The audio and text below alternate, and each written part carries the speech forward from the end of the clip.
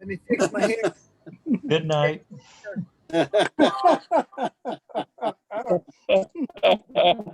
Oh, Lordy. I thought Brother Eric could be on here.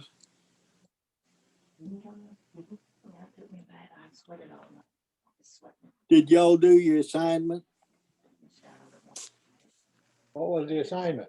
Some of y'all don't even know what the assignment was, do you? Must have been a secret, brother. Oh. Hey, there's All the Eric and initiators get Devin. on it. Yes, here they are. Bless their hearts. There may be some loose cannons on the deck, Brother Roberts. There's always at least one loose cannon on the deck. Okay, I'll be quiet. Brother David, good to see you. Yeah, same here. We See you, brother. no, I said a good subject for tonight would be the difference between regeneration and the new birth. There you go. I know you mentioned it in the morning meeting. I think, I don't know if it was yesterday or today. And you It said was you, yesterday. yeah. And I'm like, I already forgot about what it was and I didn't write it down.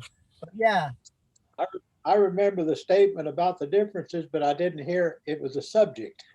No wonder I fired my secretary. oh, ow. Ah.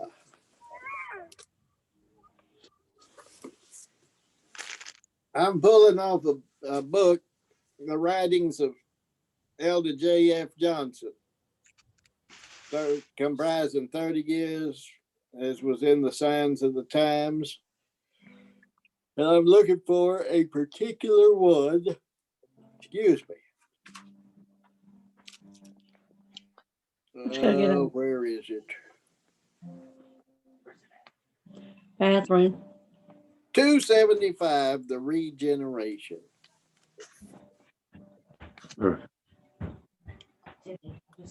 I'll tell you what, brethren. I love Gilbert Beebe. Love his writings. I don't think you could call me a Beebeite. I love Samuel Trott and I love his writings, but I don't think you can call me a Trottite. I love Wilson Thompson. I don't think you can call me a Thompsonite. But you can call me a Johnsonite. I've never read after anyone quite like J.F. Johnson. Published in number 9 of the present volume. Wait a minute, I'm missing one. I'm going to eat them.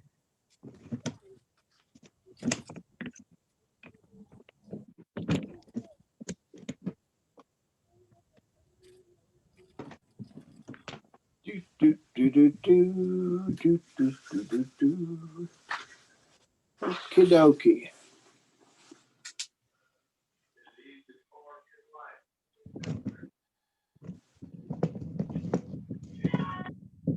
The subject proposed, and upon which I design offering some remarks, is regeneration. What is regeneration? By reference to the root of this term, generate, we find it means to beget, to produce, to procreate, etc. To regenerate then would be to beget, to produce, or procreate that which has already been begotten, etc. before. Jesus is called the first begotten. When he bringeth in the first begotten into the world, he is also said to be the first begotten from the dead, Revelation 1:5. And from Jesus Christ, who is the faithful witness and first begotten from the dead. It appears from these texts that he was the first begotten when he was brought into the world, and again the first begotten from the dead. This last or second begetting I consider the regeneration. Now, in commenting on this profound subject, I have the gratification to know that, provided you, brother BBC, proper to publish, I speak as to wise men, judge you what I say. My views, for all I know, are peculiar to myself. For that very reason, I wish them to come to light and pass the scrutiny of enlightened men, that if evil, they may be reproved. I have often heard my brethren use the expression, quote, regeneration or the new birth, close quote, as though the words were identical. They are certainly words of different signification and cannot mean the same thing. The word occurs twice in the New Testament, not at all in the Old. Why is it that the word is not used in all the former dispensation? That the saints there constituted a part of the generation of Jesus Christ? For I think that expression is used in the beginning of the New Testament means more than merely his genealogy as an individual.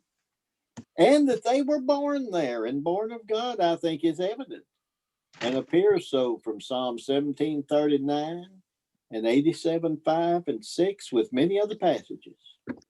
Thus, we have a generation and a birth spoken of in the Old Testament, but nothing is said of regeneration.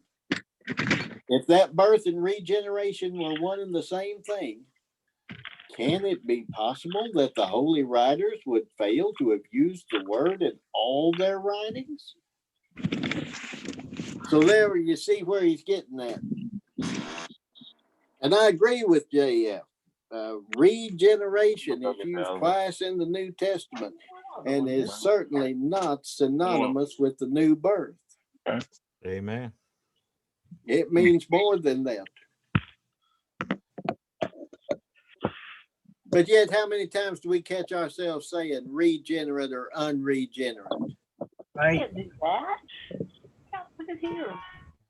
Yeah, I've been trying to correct my speech on stuff like that and use new birth or quickening, something to that effect.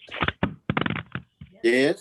Yeah, I did a study on that a while. It's been a few years ago, I guess it was, brother, and I kind of came to the same conclusion. There's only two places in Scripture where that word is used, and I don't think it's in regards to the new birth. It is not, neither place. The first one is in one of the Gospels where it says, in the regeneration, when the Son of Man shall sit on his throne, y'all gonna sit there judging along with us. And the other one is the washing of regeneration. Yep. And renewing. So Well, in that first one, there's the definite article, the regeneration. Yep. And so it speaks of an actual event. Absolutely. Certainly does. And I'm just checking here because I think it says that's in Titus, right? Yes. Yeah. Titus 3:5. Yes. Oh, bless everybody's heart for having their concordance and Bible handy or application. I would also say the washing of regeneration is pointing to the same event. Absolutely. Even though the definite article isn't there, but I believe Is it there in the thing. Greek? That's what I'm looking at. I don't believe it is. I may be wrong. Frankie, stop it. All right, gentlemen, I'll be back on in a while. I got to get in the house, put the groceries away. Okay. See you, brother. All right. You're right. It's not there. All right. So, but yes, it's talking about the same thing. Absolutely. The washing of regeneration and renewal of Holy Spirit. I think this is common plugs. So yes, I do believe it's the same as well. But Now, what is it? Good question, brother. I was thinking the same thing. go ahead, Brother Michael. Let's hear your thoughts on that. Well, I believe in How both. about an announcing? I believe in both instances, it's referring to the death and particularly the resurrection of Jesus Christ. Yes. His being the first begotten from the dead. Yep. And we all followed him in the regeneration in union. That's it. What was that? I didn't hear. I just put some headphones on. The resurrection, Okay, Jesus. Jesus' resurrection. excellent. Amen. I don't know how to turn it up. Where is that in the Gospels? Well, I left Matthew my Bible in the 19. living room. I'm sorry, Matthew 19, I believe, Bob. Matthew 19. Thank you. I thought it was in Matthew, but I wasn't sure the chapter. Verse 28. You see, this is Yeah. saying, Verily. Then answered Peter and said unto him, Behold, we have forsaken all and followed thee. What shall we have, therefore? And Jesus said to them, Verily I say to you, that ye which have followed me, in the regeneration, when the Son of Man shall sit in the throne of his glory, ye shall also sit upon 12 thrones, judging the 12 tribes of Israel. Yep, ye which have followed me, in the regeneration, when the Son of Man sits on the throne of his glory. If that's not the resurrection and ascension, I haven't figured out yet what it is. Well, if it's speaking of the new birth, then Jesus was born again. Yeah, you're right, Michael. There you go. That's a good point. If I mean, because we're following him in the regeneration, so if it's being born again, then Jesus was born again. That's what a lot of the charismatic word of faith people teach. But Right. it doesn't speak of as you said, a regeneration as far as being born again, but just bringing back to life, like reanimating. Right. It's a generation. We were generated naturally, and we were generated spiritually. I think that's an important point, that it's two separate generations. One a generation after Adam, and another a generation after Christ. And both being exclusive to themselves, it's not the same thing. Absolutely. One is a physical generation, the other one is a spiritual, and so you can't say it's the same thing. It wouldn't be a regeneration; it'd just be a generation of a different sort. That's right.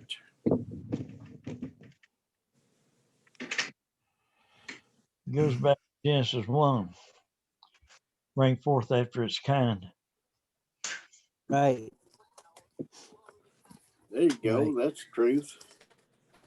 You know, I wouldn't make a brother an offender for a word on it, but I'm like Brother Michael, have tried for years to get rid of that notion in my head that you can say, you know, that you can use that word as being synonymous with the new birth, with the heavenly birth. Yeah, I'll tell you what, once it gets in there, it's hard to get rid of. Right. You got to think about it. Oh yeah.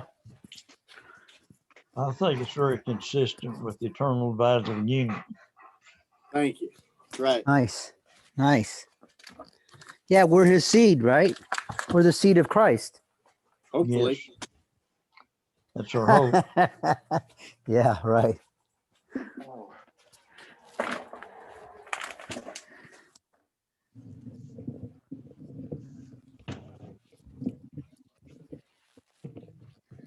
Well, if this birth, if the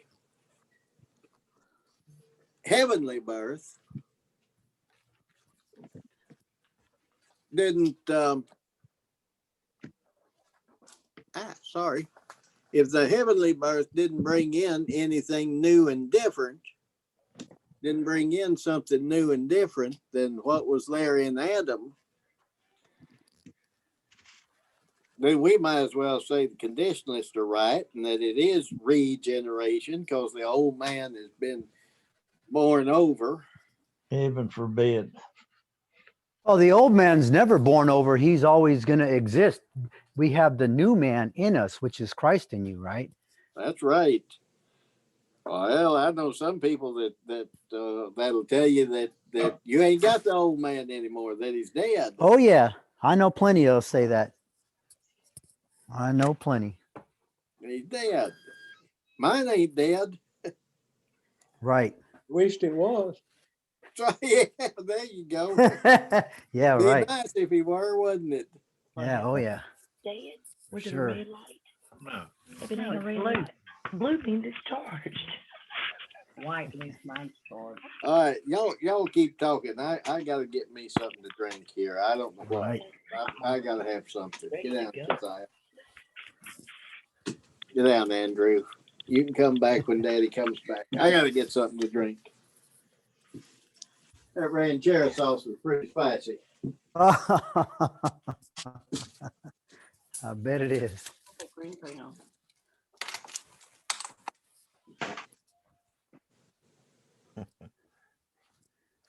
Did I? I got a little stand you put on your own. I didn't. You can set it on top. That green thing. What? The meeting is shared with everybody. Oh, Jimmy. Hey, Brother Cliff, can you hear me? Oh, yes, sir. I believe I heard you say a couple meetings ago that you visited the Mount Enon churches down there in Florida. I went to one in Fort Myers, and there's one in Florida, and there's one up in Bowling Green, but I haven't been to them yet. I just been to the one in Fort Myers. It's about an hour away. Okay. Are you familiar with them? I am. I'm in Northeast Florida. They're probably 4 hours from me, but I've heard of them, and I've got family that are in correspondence with them. I was just curious what you thought of them as far as their doctrine and things. Well, they're very friendly folks. They were glad to have me, and my wife went down there one time, and they call themselves a regular Baptist, which I'm not familiar with, being sort of an unchurched kind of fella, but they was real good, but they didn't like me being attending Welsh Track because they said, "You're an absolute," and I said, "Yes, sir, I am." And they were going to make me the author, making God the author of sin and all that. And I said, I didn't say that. You said that. I really can't say that because I'm not a judge of God, and I'm really stern on that. I don't think you'll ever hear me judge God in one thing.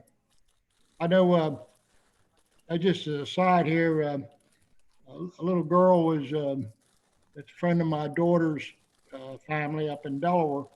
They was, she come down with a juvenile diabetes. And I got, she asked me to pray for the little girl. She's 7 years old, so type 1, going to have a hard life ahead of her, as doctors all tell you. So I was in prayer here one day, in family prayer, and I prayed for the girl, and the Lord stopped me. And he said,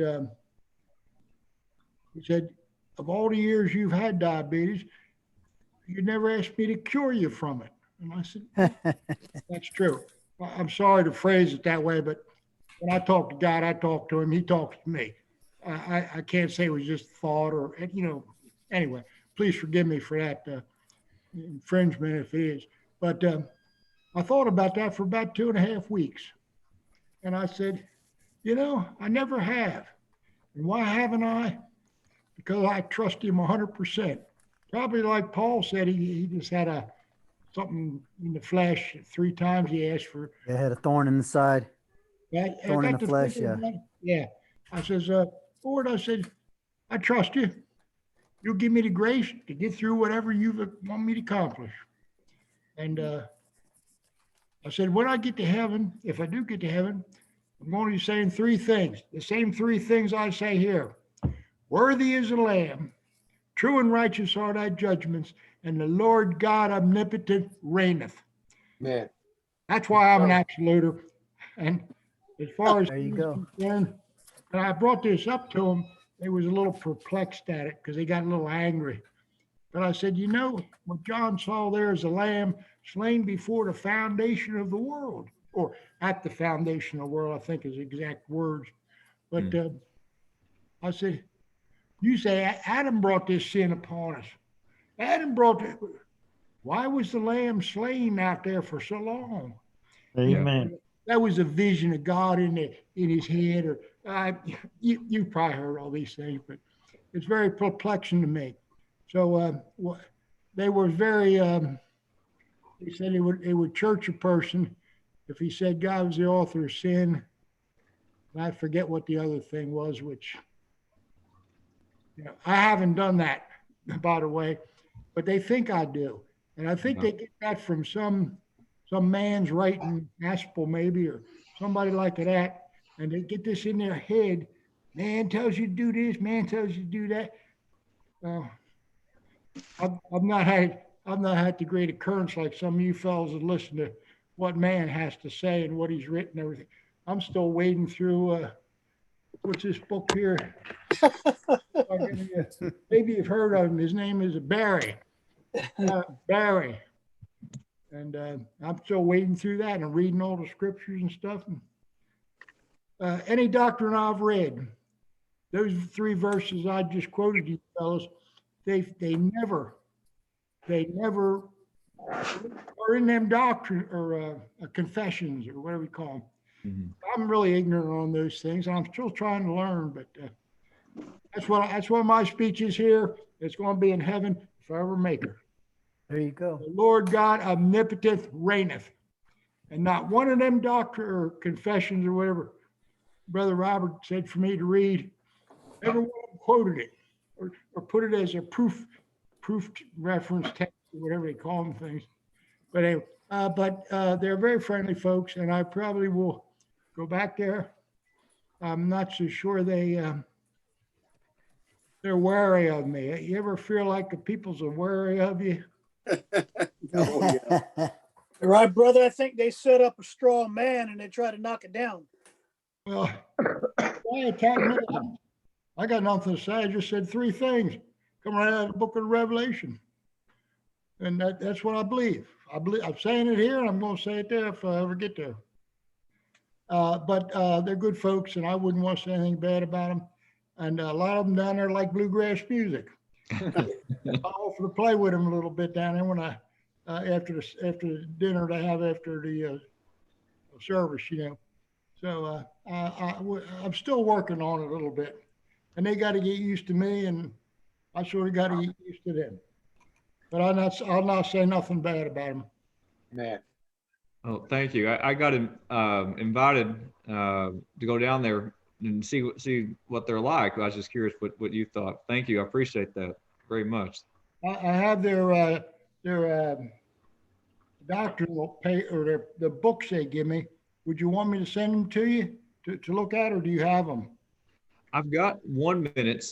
Somebody gave me one of their minutes from years ago. Is that kind of what you're talking about? One of the meeting minutes they had? Yeah. Well, I guess we got something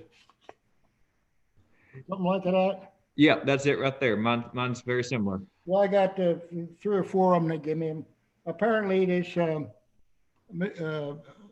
Sloan, I think his name. He's from someplace in Kentucky, and he's influential down here. In fact, he's the one who invited me. He's the one who invited me too. So he's okay. Well, he's a pop star. That's good. Yeah. That's good. Well, if you want to go down there sometime, and I'll be glad to meet you down there. Either one of them 3 or 4 churches in the association. Well, thank you. I appreciate that. It'd be nice to get together and at least meet you and shake your hand. That's right. That's right. I'll talk too long. Go ahead. No. Thank you, brother. I appreciate that. Not a big. No, not a big. Hey, if we got an interlude here, Brother Pete. Yes, sir. Pete, You said you was from Rockingham County?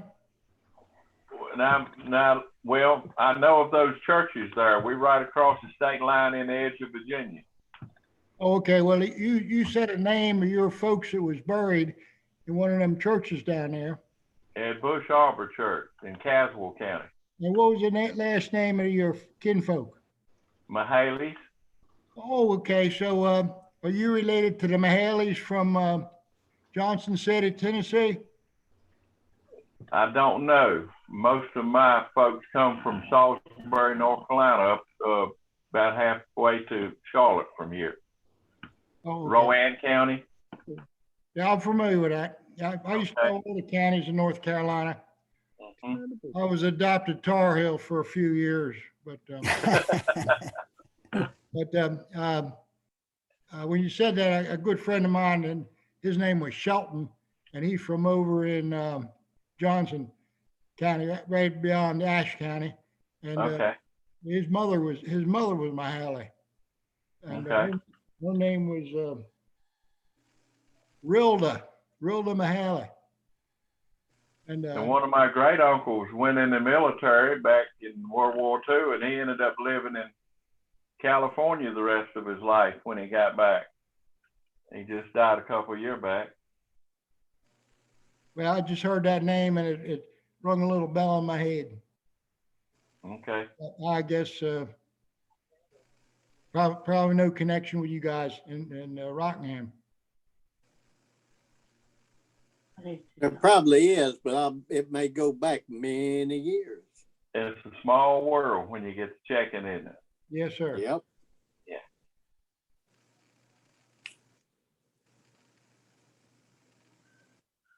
Well, I'm a little bit interlude there between the study and I don't have the slightest idea what you guys talking about, but continue, please. Thank you, Judge. Ah,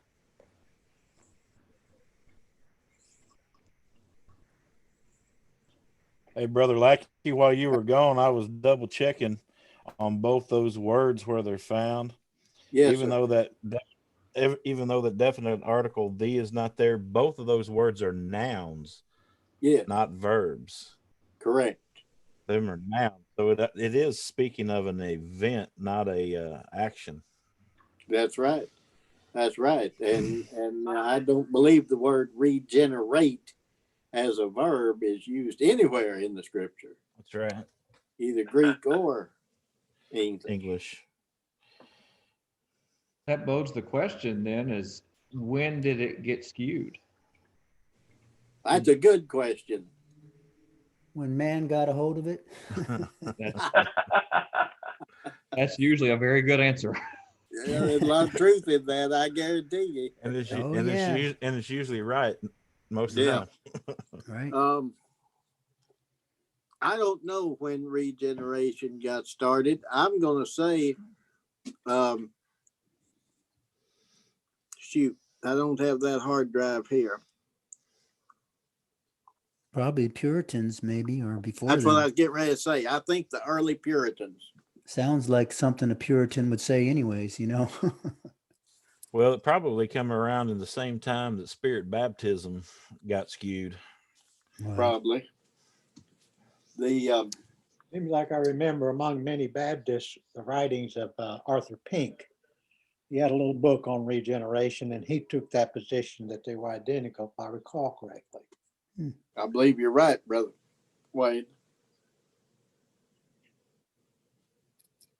I've got that around here somewhere. I think the Pink's book book, is or was it actually an article by Pink? It's a Regeneration. little booklet. Yeah, Okay. it's Okay. I think the whole title is Regeneration and Conversion. If I remember Okay. right. You may be right there. The only book I got by Pink is The Sovereignty of God. But if you want another one, get the Atonement or the Satisfaction of Christ. It's the same book. It's two different names, depending on the Alright. publisher. Don't mess with the Divine Covenants. Or the Sermon on the Mount. Right. You're talking about by Pink, right? Yes, by, Yes. Okay, Yeah. okay, okay. Mm. I think he's got more covenants than Larkin. You know he does. You know he does. On a hard drive that I've got, I'm going to have to find out which one it's on. I've got the Oxford English Dictionary complete, and it will give us the first instance in English when that word was used. So I'll have to find that hard drive, which hard drive it is, and look it up, and we can see when the first instance they've been able to find in English was. You mentioned, I want to say, I don't know if it was earlier this year or late last year, about a different dictionary besides Webster's that you said you used that was better than Webster's. I wonder if it would be in Walker's. there. What's that? Walker, it won't tell the earliest use. Right, okay, I got you. Oxford English is the only one that gives you the earliest use. Okay. It's a big one though. A big one. It's a huge dictionary. That's why I got Right. it online. I mean, I got Right. it on the computer. It's on Well, I've got a hard hand drive. I've got a hand copy of it, and it's about that thick. Have to get your wife to help you carry it, huh? Yeah, You gotta- she does. You got to get cover it with the old grocery bag and then take it into church and have Holy Bible written on it. Is that the People- one that's got the magnifying glass in the bottom? I'm serious. There's a 2-volume edition that the print is so small. Oh, no. The 2 volumes are in a slip case. No, this is And, just and you pull it out, and there's a magnifying glass in the drawer. It comes with its own magnifying glass, so you could read it. Wow. Oh, it don't have a magnifying glass with it. It is nice to have those. You can go back in different years and see how them words were used during those different time periods. Oh yeah, I mean everything has basically lost its meaning over time. You really have to be a wordsmith to understand what the scriptures say. And then what do those learned guys say? They say, well, you don't even know what that means. You know, this is what it means. And it's like I love languages and definitions of words, but there's something about when the Spirit of God teaches you what it means versus what man says the word means, you know, whenever it was Amen. used, you know. Amen, brother. And, I carry mine with me.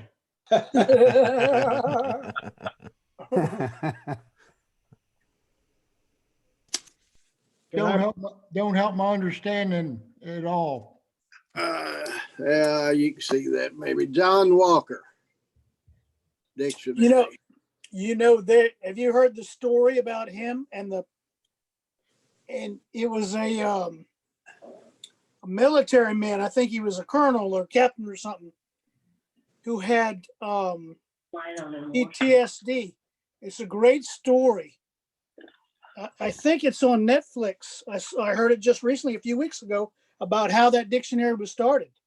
There you go. Oh It's yeah, a the professor and the fascinating madman. story. The Professor and the Madman. That's the right. Yeah, one. Yeah, that's it's with great. Mel Yes. Gibson and Sean Penn.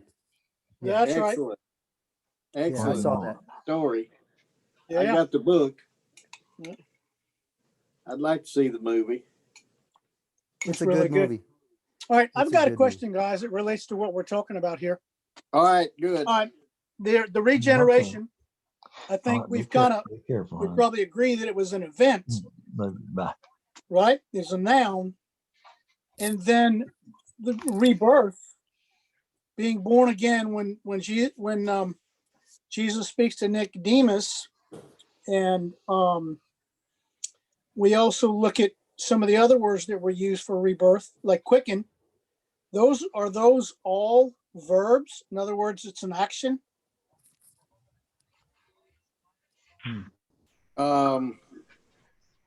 Most of them. You hath he quickened, Right. He says you must be born again. right? Be born. You must be born, not get born, but be born, Right. right? And I know if they call it the rebirth, that would be a noun, right? mhm. personal opinion, I think we'd do well to do away with that term born again. I understand where you're coming from. It's born from above. It It is. is, yeah. That, Or that born- or again born of the created a Spirit. lot of doctrinal error. Yeah.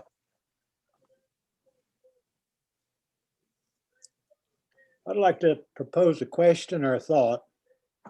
I agree with what's been said thus far about the regeneration, and that it is an event. But I'm kind of convinced that along with the resurrection of Christ, stating that the apostles will be on the 12 thrones judging the 12 tribes of Israel, that there are other things included in that term regeneration. Has anyone ever considered that? Not opposed to it. Brother Wayne, I was actually reading the same thing, reading it the same way just a second ago. It seems to include more. It doesn't disclude those things that are said, which are paramount. I mean, has been said, but I think it includes more. I think it includes the regeneration of the entire kingdom of God. I agree. The full and completeness of that kingdom. And I think the reference to sitting on the 12 thrones judging the 12 tribes of Israel has a time limitation to it. And I think they did sit there, and the gospel went to the nations of Israel, my personal opinion, at least for another 3.5 years after Christ was crucified. And during that time, I believe they sat upon those thrones. And honestly, I know I'll get raked over the coals for this, but I believe that the full regeneration occurred when he returned in AD 70. Oh, yeah, I knew that. Well, I ain't gonna say you're wrong on that. I look at the full one though to be the whole creation groaneth and travaileth in pain, waiting for the adoption, to wit the redemption of the bodies. And I think that's when the fullness of it's going to appear. When the entire redemption takes place. Correct. So you would, I'm just trying to pick brains, okay? You go ahead, So you brother. would take the position that when that happens, then the 12 apostles will sit on 12 thrones, judging the 12 tribes of Israel. No, that's when it's finished. That's when it's all done and wrapped up. Okay, I can agree with that. And I know what I believe in the resurrection, just like everybody else. I have a time element. I differ with myself.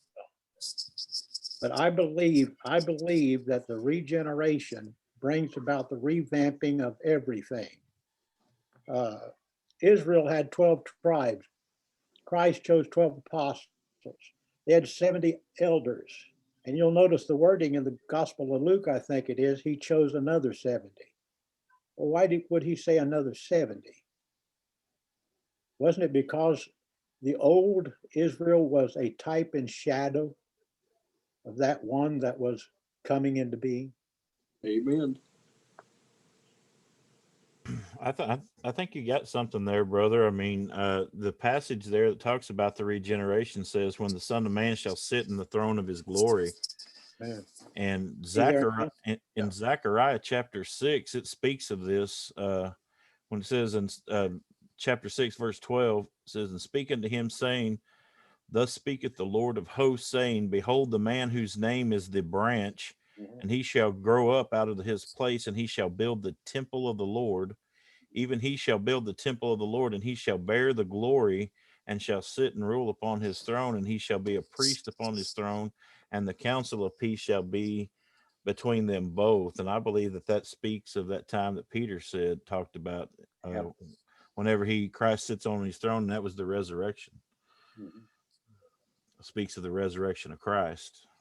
And so it seems to me that ties all that together. Christ sitting upon, and you're right.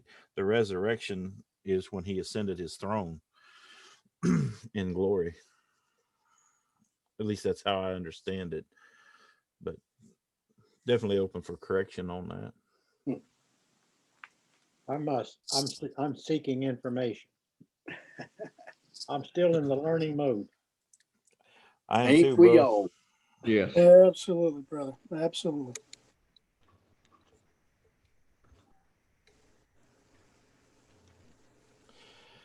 I can only see what I see, not what I can't see. And I can't unsee what I see. 6707. Right. Open them eyes better and look at that. See it a different way. Study harder. Yes. That, 788. believe something you know ain't true. Right.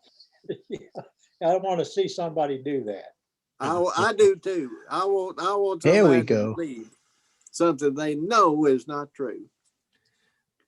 Yeah, look at here, finally. I don't believe you can do it. Got it. Now I can see everybody.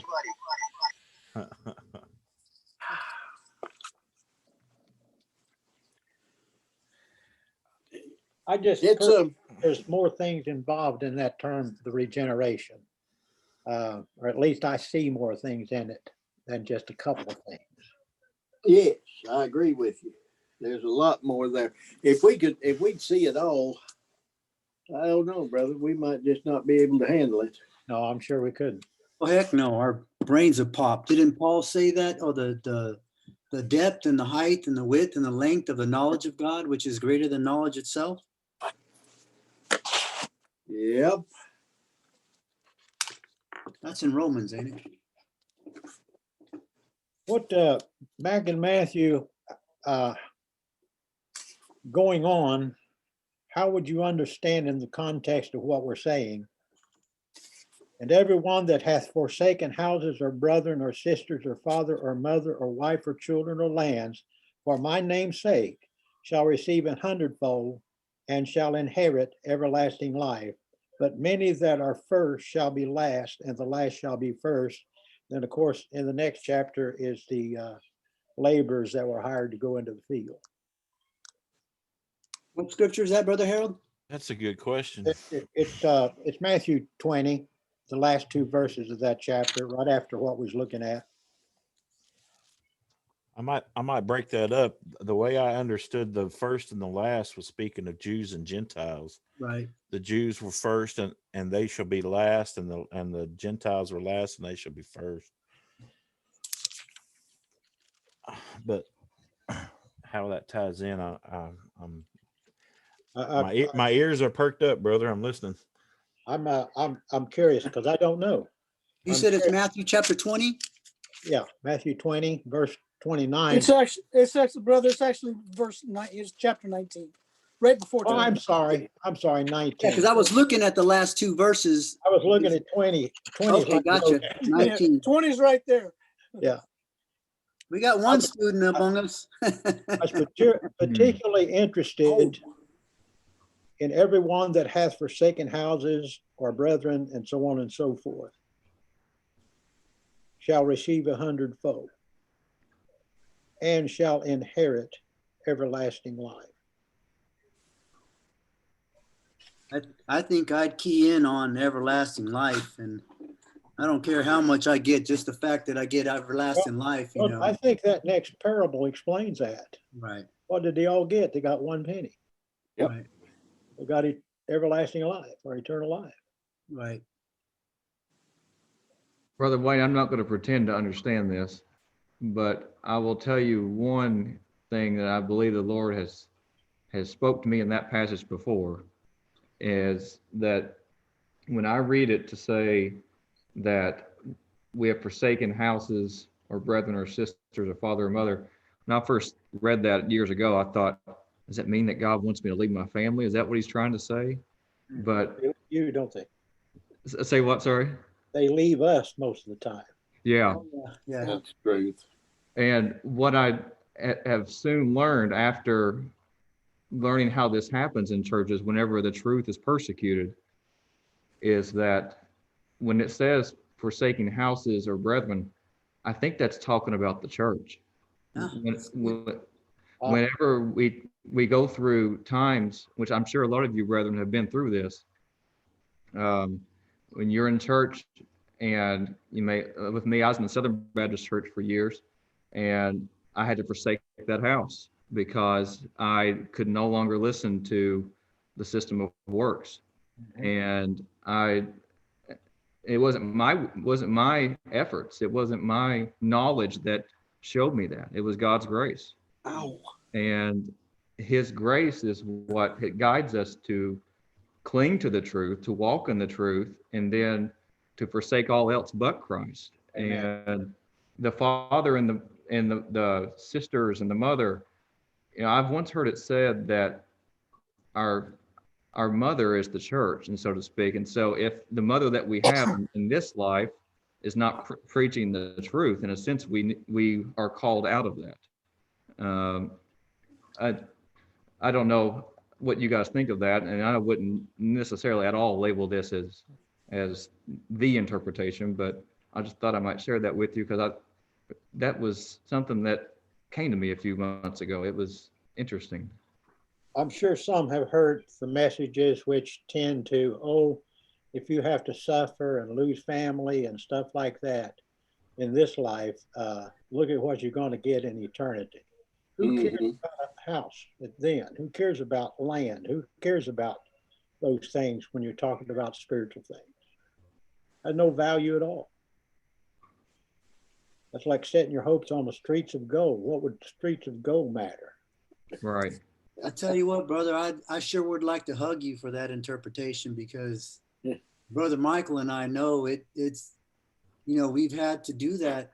I've had to forsake a house I went to, and it was with my brethren, and I still consider them brethren. Brother Lackey and Brother Michael and John, all you guys have, like I said the last time a couple of weeks ago, have been a tremendous help for me, because sometimes when we do that, whether it's them doing it to us or us walking away, of course we know it's all of God, but I mean that the way you said it hits the nail on the head as far as I'm concerned, and even with our own family, it's a little similar to what the prophet was told in the Old Testament, to not look back.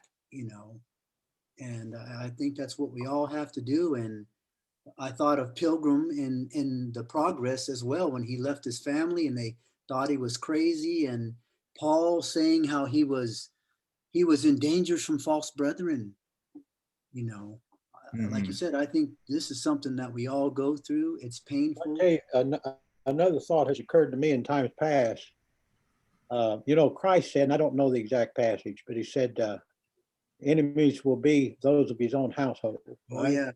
Oh yeah. Man's enemies. Because of the truth, many have had lost family, have lost father, have lost mother, have lost brothers. Yes, sir. I've had sisters tell me never mention predestination in their house ever again, and things like that. It breaks your heart in the flesh. That's Matthew 10:36. The Lord's people, I've found 100 brothers and sisters. Right. Oh, that was Matthew 10:36. That's the verse. Mm-hmm. Brother Devin, I definitely can sympathize with what you were saying there. I also grew up in Southern Baptist my whole life, and was even an associate pastor in a church before the Lord brought me to grace. And whenever I came out, I tried to stay there as long as I could, maybe to share, but man, it was just spiritual famine. And we finally left there. And whenever I took out to be the pastor here where I'm at now, and moved here, my job fired me. Most of my family they don't have nothing to do with me anymore. All my friends, the church that I grew up in, they all, they don't have anything to do with me really much anymore either. But, when I come to pastor the church here, the the Lord just continued to convict me of, you know, what all was behind me is dung. And I had to publicly reject all that stuff that I'd done in the past as just dead works. And Amen. even my baptism, you know, I realized my baptism wasn't a good baptism. And so Bless you. we had a brother in my church who administered baptism to me, and then my family that had been baptized a few weeks later come under the same conviction, and about 4 or 5 others in our church who had also came out of Southern Baptist churches. The Lord had convicted them as well, and they all publicly renounced all the stuff from the past. And I think what you said there really did touch a place with me, because I've experienced that, and I've experienced the loss because of that. Although I call it loss, I've gained more than I've lost. Yeah. Spiritually.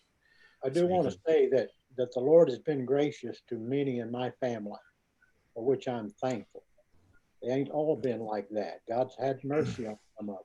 And it's been a blessing to me to have several of my brothers and sisters acknowledge absolute predestination and sovereign grace, and even truths around the church of the Lord Jesus Christ. They have embraced those things, and it's comforting, but there's some that want nothing to do. And I will say to all the younger folks here, and I'm about as old as all, I guess, here, it don't get any easier Well, as sir, time goes on. isn't that what Jacob said to Pharaoh? Yeah. Was it Jacob or Israel? Israel, Jacob. He said, "My days have been full of trouble many and very hard." Yeah. Hey, I don't wish you to have to go through anything I went through. Yeah. I'm afraid you will. Oh yeah. Or worse. Hey, brother Jerry, it's good to have you with us. Oh, thank you. Michael, right? Yes, sir. Hey Jerry, this is Gabriel right here. Hey, Gabriel. I couldn't recognize you. Meet some of the brethren. These guys, watch out for the guy in the upper right corner, John. He's a little rowdy guy there. I don't see him on there. Get a little ornery. So he's the one that I think I saw in a couple of videos that you sent me, Gabriel. Okay. Sorry you had to see him and not me. What's the two brothers' name? Jerry, brother Jerry, right there, Jerry Little. It's the years that I've been around, criticized, and just, you know, my family, one of my sisters, they're still Roman Catholic. Right. They got a group together to restore ex-Roman Catholics. Right. She could restore everybody else, but her own brother, she couldn't reach. Right. And she was not going to reach me. Right. You know, when I left the Catholic Church, I took the dust off my shoes and was gone. Right. Wanted nothing to be near them. I would look at things that I could see. I didn't understand this deeply, but when looking for the Lord's people, there was nothing in New York. You know, all the Baptists were basically the same, useless, right, and more than useless. Right. To tell me that I've sinned, I know I've sinned. I don't need you to tell me. Right. I realize that what I've done, and it's with much remorse. But to tell me I'm going to get better, and always felt like I was getting worse. Right. But yes, he's right. I'm very outspoken. I'm being quiet today because I don't want to scare anybody off.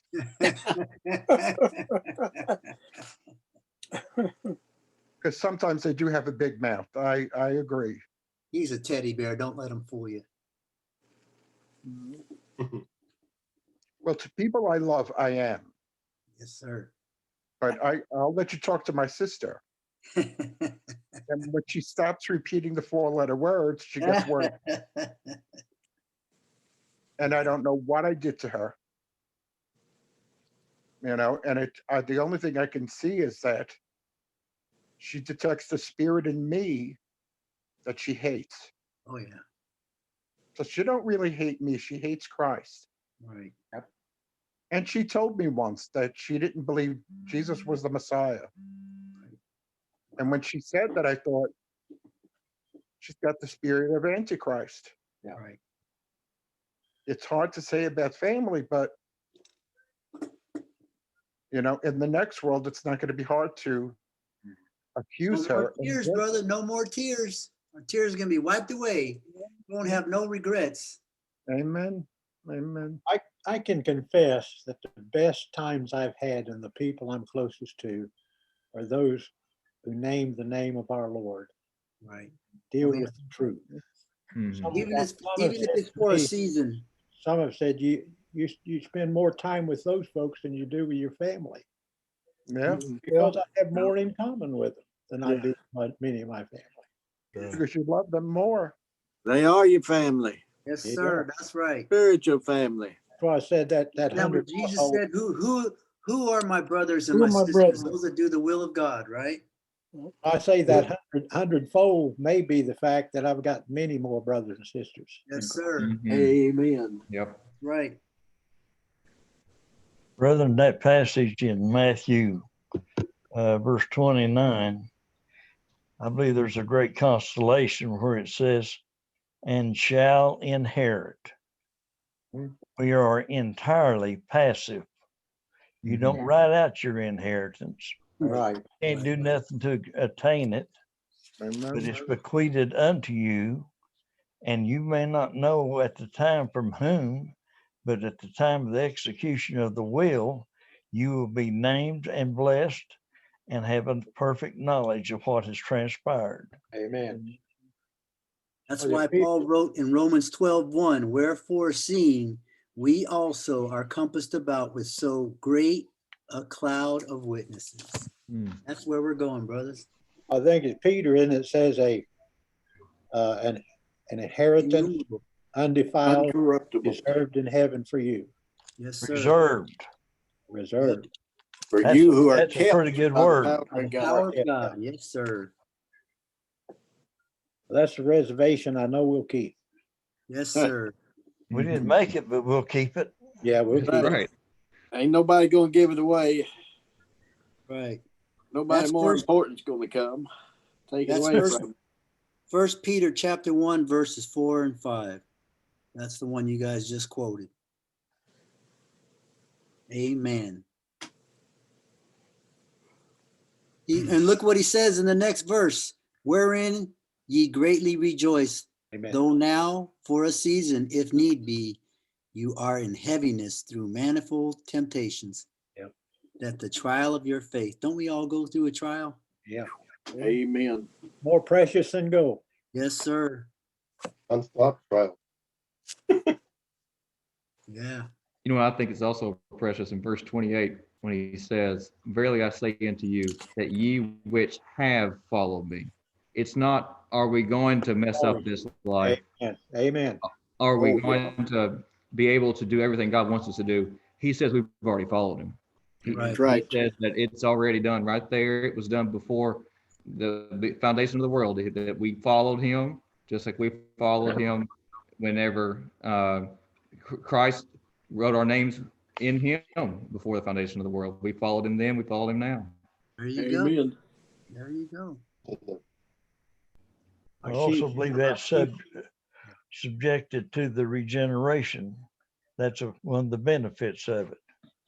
Right. The resurrection, no more dying there, right? Mm-hmm.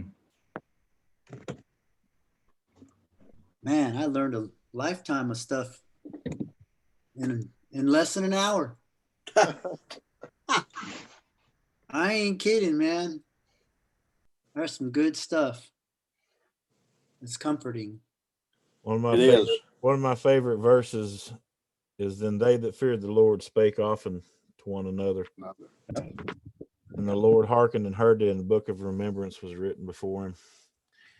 whenever we're talking with each other and encouraging one another like this, it always brings me back to that verse.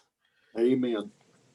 I had been here in Joplin for a while and really wasn't finding anybody around here that believed like I did, and happened to be on I can't remember which forum it was on. It was on like Free and Sovereign Grace forum, or it might have been Brother Hoyt Sparks forum or something like that. But anyway, I'd seen a gentleman on there, and he lived in one of the areas where I worked in Arkansas every now and then. And I happened to be in his area of the state and just happened to call him up, and we met, and it was such great fellowship. And we had a great fellowship for many years. Till he decided he couldn't fellowship with me anymore because of some of the things that I believe. But we did have great fellowship a lot of times. That's where I met Brother Stanley Phillips for the first time. Is at this gentleman's house, and Brother Mike McGinnis, if any of y'all know him. Yeah. I met both of those brothers there, and Don Martin, all through that gentleman. But anyhow, he shared that verse one time, and I'd never really kind of contemplated about that, and how sweet it was whenever I finally found men to be able to fellowship that believed absolute predestination and things like this. And that verse just kind of is in my heart now from now on, whenever I meet other brothers that believe these things. Amen. God brought me to an oasis in a desert. Yes, sir. How good and pleasant it is for the brethren to dwell in unity, right? So Gabriel, isn't most of these people that we know from the Sovereign Grace forums? No, I don't. Michael might be one of the brothers on the Sovereign Grace platform. I don't believe any of the other brothers are, and it's probably a good thing. No, I mean, as far as predestination, they all believe in predestination. Absolutely. Right. Absolute predestination. Okay, a lot of sovereign grace, and a lot of sovereign gracers do, to a degree. When when you get a man in a corner, you find out what he really believes. You gotta pick the brain. In my opinion about the Sovereign Grace Baptist churches, they're not all like peanuts in a bag. They don't all have the same dimples. They're not Amen. shaped the same way. I was among some that were just as sound on absolute predestination as any old school Baptist I have ever met. The only problem I found with them in due time was they were these progressive sanctification folks. Yeah. It kept making me feel bad because I couldn't get good enough. Yeah. So I had to finally find a place where I could be comforted. Now, when you say, I'm sorry if I interrupted somebody. When you say progressive sanctification, is that the same thing as time salvation? Well, in other words, you progressively get better in the Christian life. Get better. You set things aside. You have the power to overcome Walking sin. on the higher ground. Yeah. I've searched for that all my life and couldn't find it. You sin less and less. Kind of like that feller says, I think thee that I'm not like. Yeah. That feller back there. The Pharisee and the publican. You were the Pharisee right there. I pay my tithes. I give my dues. Absolutely, brother. If I was in there, I'd be saying, I sin more and more every day, Lord. Have mercy on me. I can tell you by experience, the more I looked for that, the worse I felt. Yes, sir. Oh, and the harder I looked, the more evil I saw within my own heart. Yep. Well, in full disclosure, our church is called Sovereign Grace Baptist Church, but we're not affiliated with the Sovereign Grace denomination or whatever Sovereign it is. Grace Camp. Yeah. Yeah. We're an independent church, and we chose that name just because we liked it. Right.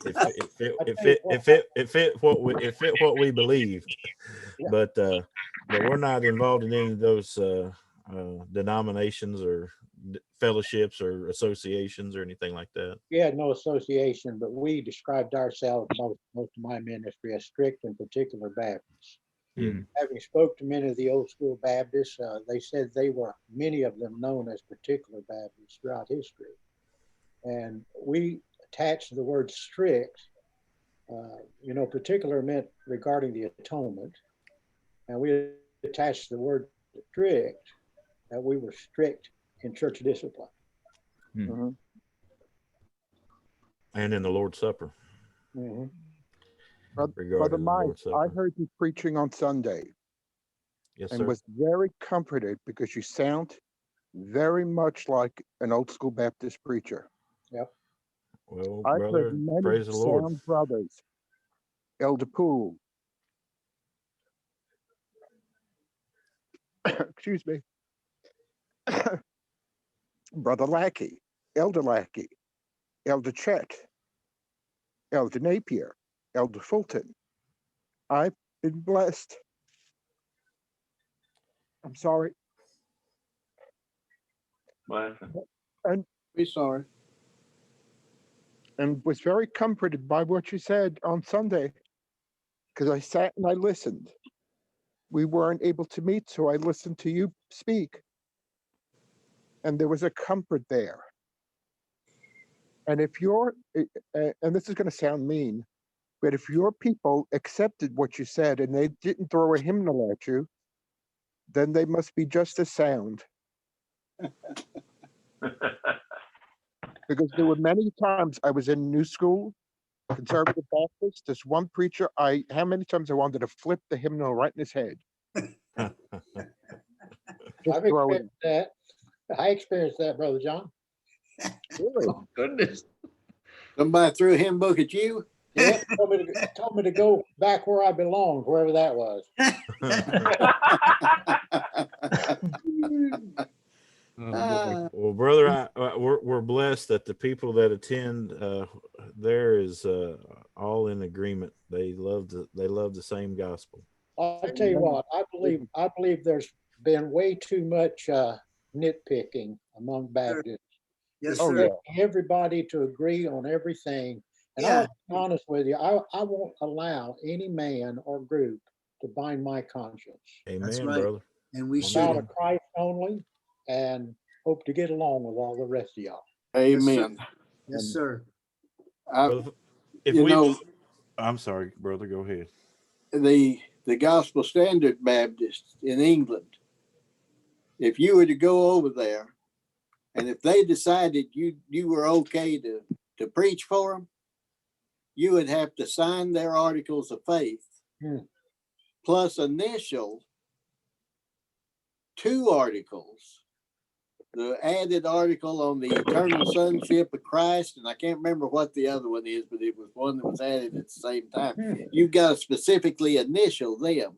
I told somebody, I said, if I believed it 100%, I wouldn't do it. Right. Ain't nobody gonna tell me I gotta sign their articles of faith. Brother Lackey, I remember running into the trouble of the fact, and I'm not a wine bibber, I'm not a drinker, but I objected to the fact of the old covenants everybody used about the use of intoxicating beverages. Yes. Hey, you can't get that out of scriptures. And I rebelled and kicked against that. I don't go out and drink or anything. Now, I admit I have a glass of wine with my wife every once in a while. What? Yeah, what? What will I tell you? I gotta go. I gotta go get a beer. Look, every one of you guys laughing. We know now. That's a matter of conscience as far as I know. Yeah, absolutely. Paul's one of those things that Paul talked about in Romans chapter 14. Yes, About sir. I do tell people without that all harming the your time. brothers and your liberty. Yeah, that's A guy according to. told me, a preacher one time told me, I was wrong for permitting wine in my house and stuff like that. And I said, well, did Christ drink wine? He said, yes, he did. He said, well, I still don't think you should do it. I said, if you read that text, you're confessing you're the weak one, right? He didn't like I heard folks say, "Oh no, it was new wine. It was grape juice." I said, "No, wine is wine." He didn't say it was. He made heard it into that. grape juice. Wine's wine. I remember someone was talking about wine bibbling and said, well, drunkenness is a sin. I said, yes, you're right. Yes. Yeah. I said, gluttony's a sin too, so I guess you don't eat. There you go. Gluttony's a sin. Yeah. I was always taught by my daddy to stay away from it. I don't think I ever tasted alcohol till I was 35. Right. That's all right. It's all right. You're better off, probably.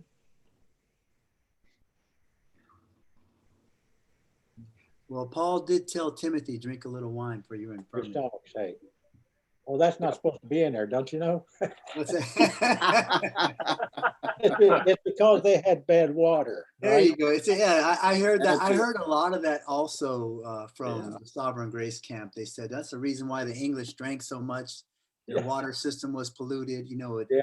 water went through their latrine system. I was like, yeah, I think that they say the same thing when you go to Mexico too. Don't drink the water, right? So, Hey, Brother Wayne,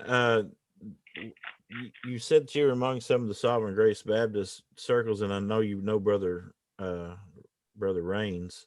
Yeah. Were you over there in the Memphis area? Is that where you guys met? No, I pastored in Columbus, Mississippi for 20-some years. Oh, okay. Pine Haven Baptist Church, strictly Pine Baptist Haven. Church. He held a meeting for me back,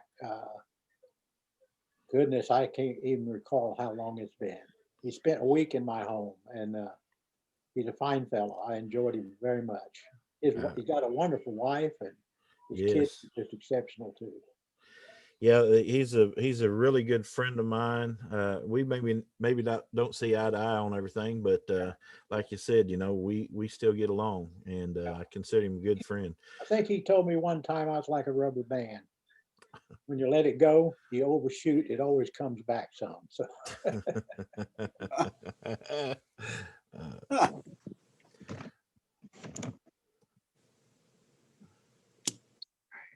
there was a lot of good brethren among the Sovereign Grace Baptists that I knew.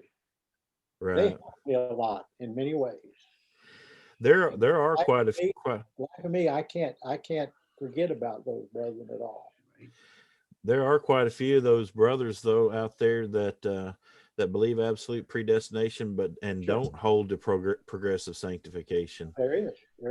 And probably one of my most of you may or may not know, my brother was a pastor of the Pine Haven Baptist Church Strict in particular after they left the Southern Baptist Convention.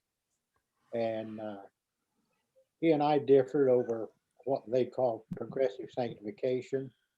And I'm not happy about this. We differed over his idea of missions or so forth. And we had lively discussions about it sometime. Oh yes, we differed over the millennium. can you define lively? I thought of that last Wednesday when we were talking about the head covering. Right. And I haven't settled on that, but at the time I held the fact that they should be an external head covering, and we were discussing. He said, Brother Wayne, I don't know one truth in the Bible. God only told us about it one time. I said, yeah, I do. He said, what? I said, the millennium. he said, oh, that's your opinion. What am I supposed to cover my head with, brother? I will say most of them are historic pre-mill. Most of those He- guys. that's what he was. And he's one of the finest pastors I think I ever been around, even though he's my brother. Right. Now there's a growing number of them though that are moving away from historic pre-mill. Brother Rains is like that. He's not a He was historic all pre-mill. He was all millennial when I knew him. Yeah, him and Brother Huffman and Brother Heath. Do you know those two fellows? Hey, is Brother Heath okay? He is not, brother. He is not able to even come to church anymore. I'm sorry. Matter of fact, Brother Rains is pastor in the church that he used to pastor. I figured that when I heard you say that, and I remember he wasn't well, and I was just hoping he was still with us. But he's another fine fella. He doesn't have much of a memory anymore, and his health has just went way down where he's not even able to leave the house mostly. Sorry to hear that. Yeah, it's sad. I hadn't seen him now, and we didn't go to their meeting this year, and last year I didn't get to go see him when we were down there. So it's been a couple years since I've seen him, but they still keep us updated on his health. Right. But those are some of the first men that I read after that had, whenever I was looking, once I kind of seeing what I was seeing in eschatology after I left the Southern Baptist, even before the Lord brought me to the Doctrines of Grace, eschatology, my view of Israel, the church, all that stuff, the Lord had began changing in me.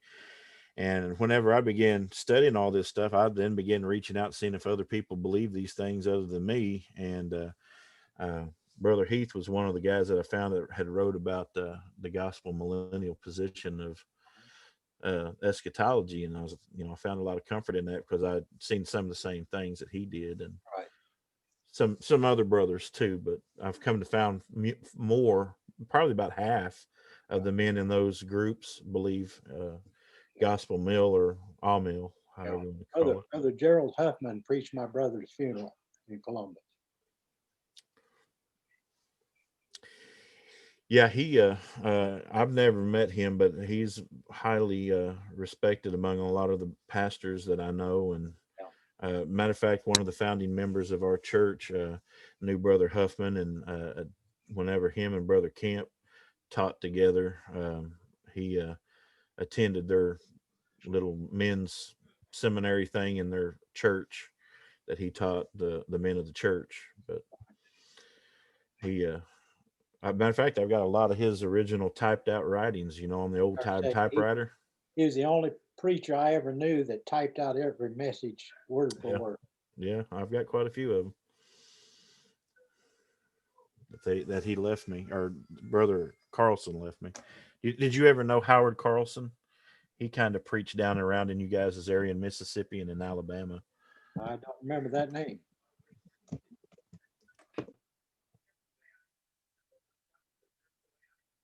Well, as we said, it is a small world.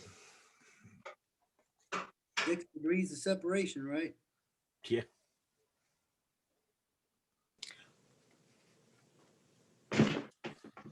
Brother Devin, Yes, sir. can I give you my phone number for you to have it? You sure can. Let me pull up my phone here and I'll save it.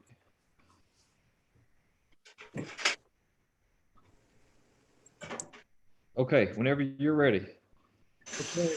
443-553-3678. 443-553-3678. That's correct. Okay.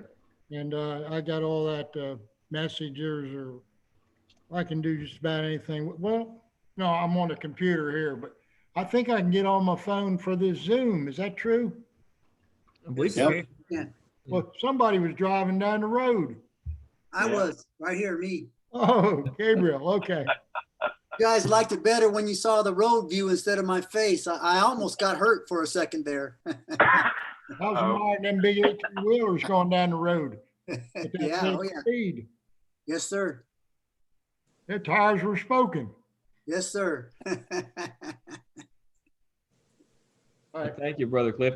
I'll tell you what, if I get an availability to head that way, I will let you know. Thank you.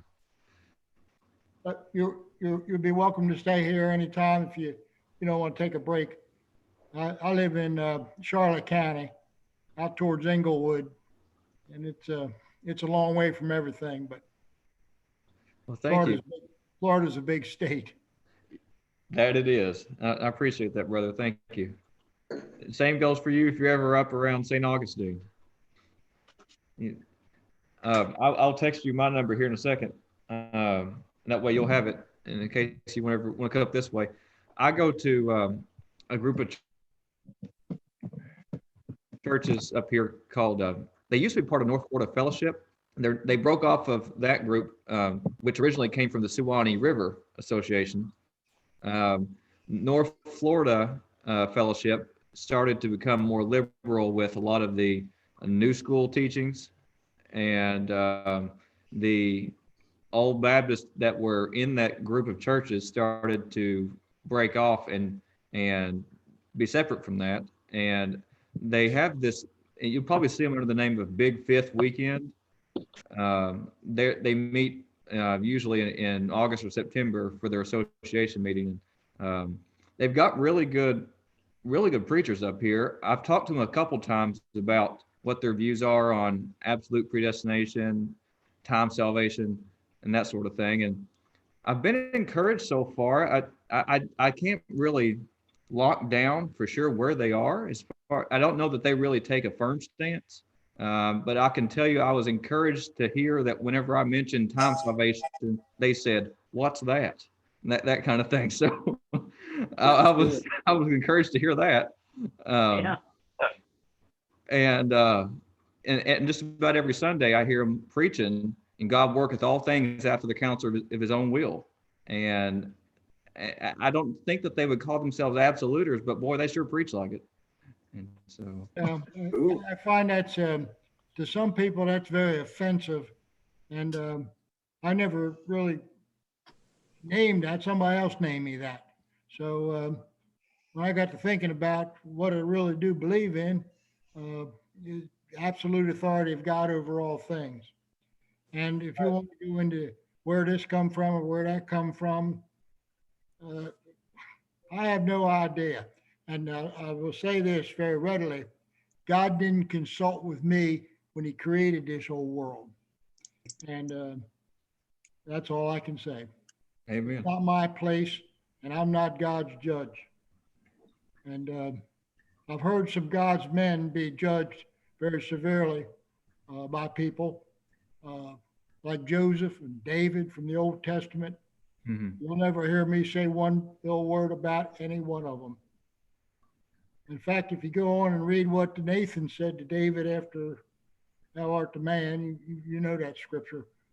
He said, God forgave your sin, but the boy's going to die because he gave occasion for the heathen to mock my name. And when I read that, I said, I see Jesus in the Old Testament as much as any man that's probably here. And I've been accused of it, but that's all I can see. And really, I'm not objectioning to it. I think it's good. And if I overdo it a little bit, as a guy told me one time, you're more heavenly minded than you're any earthly good. Right. I said, well, that's probably pretty much true. But I wanted to say this. Well, I remember old Joseph.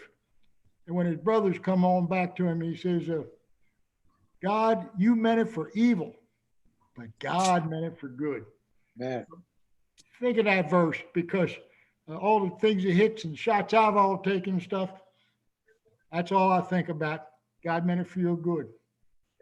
Right. No. I was going to say that to Brother Devin when you talked about that verse in Matthew 20. That's what it reminded me of too. What Joseph told his brethren when he finally revealed himself to them. Mm-hmm. You have to be careful people calling themselves by certain titles. I've became a member of every group on Facebook that had any relationship to Old School Baptist. And I've been on them now for over a year, and I'm still hunting the Old School Baptist. That's very true. I actually have gone down a similar path the past year, trying to search things out and understand what's behind a name and what are people believing that claim to be Old Baptist. And you're right, it's all over the place. You'll hear one end of the spectrum versus the other, and you'll hear a church that says Old Line Primitive Baptist that is more liberal than most. You hear all kinds of things, but It's always an individual thing. I'll tell you what, I'm on a few good Mexican recipe groups. I can vouch for them. You make it, Brother Gabriel, and I'll eat it. I will. I'd be happy to cook for all of us, believe me. Anything I can make and cook, I would love to cook for y'all. Oh, Lackey, we need to set up an associational meeting among us. Yeah, I agree. Hey, I can make it all keto too, Elder Lackey. That's fine. Good All right. morning. All right, brethren, it's my time to go. All right, Good brother. night, you all. I enjoyed it very much. All right, Brother Doug. See you next week, Lord See you, willing. Brother Doug. Lord willing. Bless you. bye-bye. Good evening, God bless Brother you. Doug. Bless night. you all. Bless you. Bless you. Good night. Now, yeah, we could do that. We could, let's see. Let's see here. Rush, we'll just have it in Oklahoma. There you go. That'd be great for me. Well, see, that's about halfway between me and Gabriel. There you go. There you About go. halfway. I'm retired. I think I might be able to swing it. What state is Oklahoma in? Arkansas? Confusion. I think it's in Texas, ain't it? Very close. Yep. I thought it was in Arkansas. Well, they got Texarkana. That might be it, huh? Texarkana, yep. They hold hands. Yes, sir. I won't take offense at any of that being an Okie. Right. I'd hold hands with all you guys. Oh, I'll tell you what. I might live in Missouri, but I'm an Okie. There you go. You're right there in Tornado Land, aren't you, Michael? Yeah, matter of fact, the Tornado City. Yeah, I'm in Right. Joplin. Yeah, Yes, sir. had a big one there I don't know, quite a few years ago. Yes, sir. 2011. Wow. Yeah, it was quite an ordeal, boy. I've never seen anything like it. And I've been around tornadoes my whole life. That was bad. So you were there. Yes, sir. Yes, sir. It may be a little too lighthearted, but I'm reminded of a story I was told about an old Okie guy riding his wagon, his mules down into northern Texas. That was Brother Lackey. And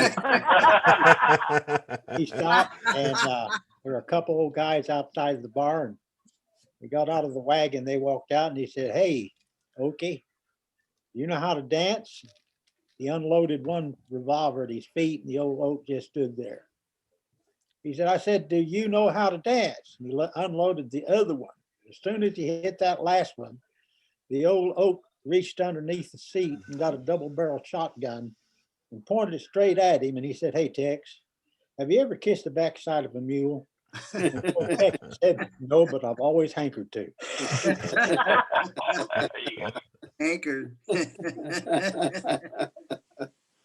All right.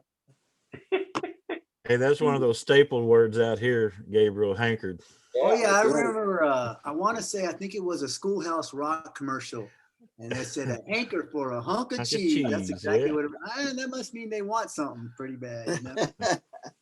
Talking about Brother Heath, he used to have the greatest stories, and he had one called the Universal Word of Arkansas, and it was called ranch. Ranch you raise your horses on, the Yeah. ranch you fixed your automobile with, and Oh, ranch. Oh, you did when you wrung out your clothes. Yeah. I don't know if Brother Heath is originally from Arkansas or not. He Well, like the principal over there. his accent is more like North Carolina or something like that. I don't know. Yeah, I know he he taught basketball. He coached basketball, and I think he's a principal of the school there. Wasn't he around in Mena? Mhm. somewhere? Yeah. Yeah. He's a very statesmanly type gentleman. Absolutely, absolutely. Unlike us. Yeah. Unlike us. Yeah.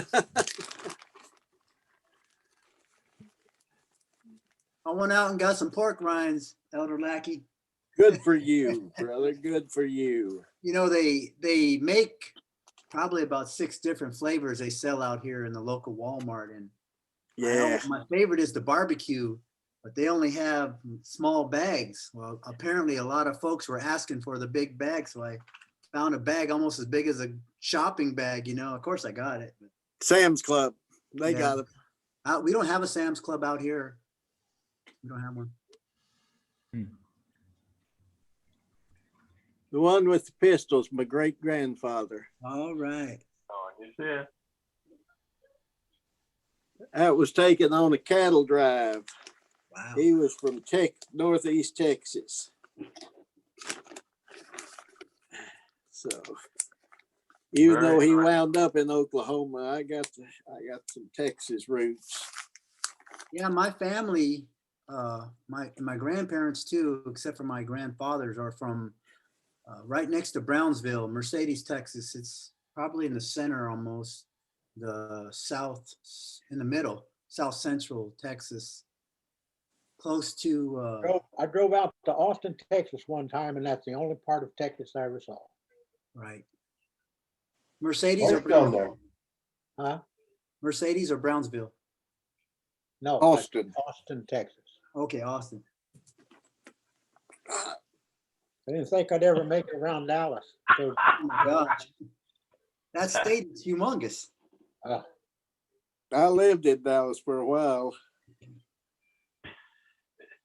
I didn't think I'd make it around there. Yeah, it's like it's 30 miles in between every I city. can tell you one thing for sure. If you got to go to the bathroom, you better stop before you get to that Fort Worth oncoming traffic. Or carry a large cup with you or Yeah, something. something. I tell you what, they used. Blackie, how did you meet UV? How did I meet UV Wallace? Yes. After I was baptized, and I was living there still in Oklahoma, Elder Poole said, now I know of these people over in Dustin. You might want to go over there and meet with them. All right. And I said, okay. He gave me Lois and Wolf Eldridge's name and phone number and address, and I wrote them about the meeting, and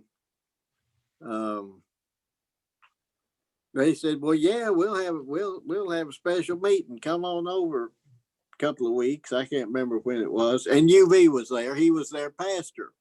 It was a church that met in their home. It was the last church of the absolute side of the First Oklahoma Association that split in about 1910. Wow. And Elder, what was his old name? Snyder? He was some ancestor of Sister Lois. And our mother was still alive. And when they'd have a regular church meeting, which they only had twice a year, UV was their pastor. Man, folks was coming from New Mexico, California, Arizona, Colorado. I mean, that little house was full. All right. I mean, they had people in the living room, in the dining room. They just had them all over. And that's how I met UV and DB both. Yeah. What about Bud Smith? Did you ever meet him? I never met Bud. He was supposed to come out there. He and Walter Wilson were supposed to come out there. Walter was some kin to them. And, or Bud, one of the two of them, I think it was Walter. Brother Walter was supposed to be out there, and Brother Bud, and something happened. And they were all concerned because nobody had got up with them that they weren't going to be here, and they weren't there Saturday. She was upset.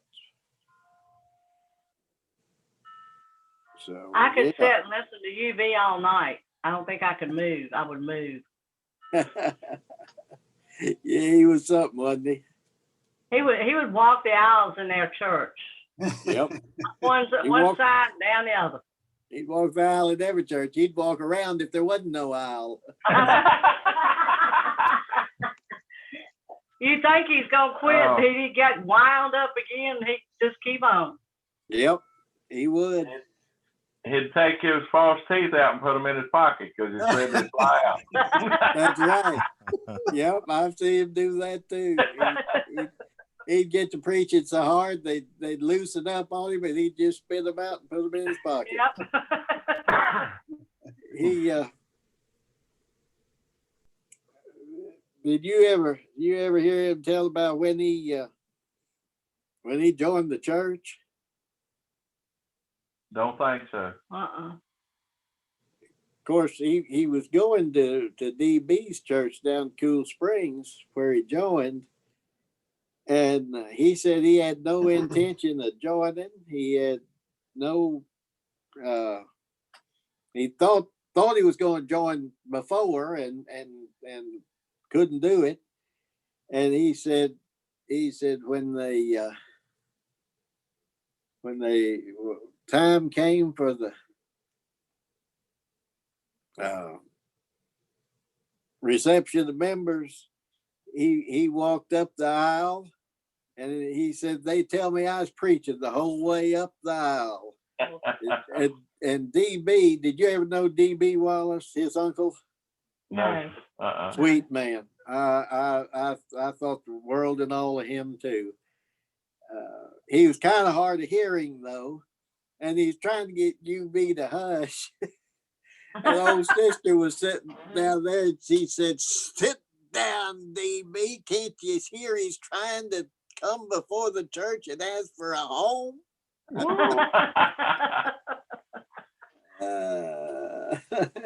He said, "Oh, DB, just sit down and let him go." And they received him, and DB baptized him. Soon after that, they ordained him. Oh yeah. Not my house.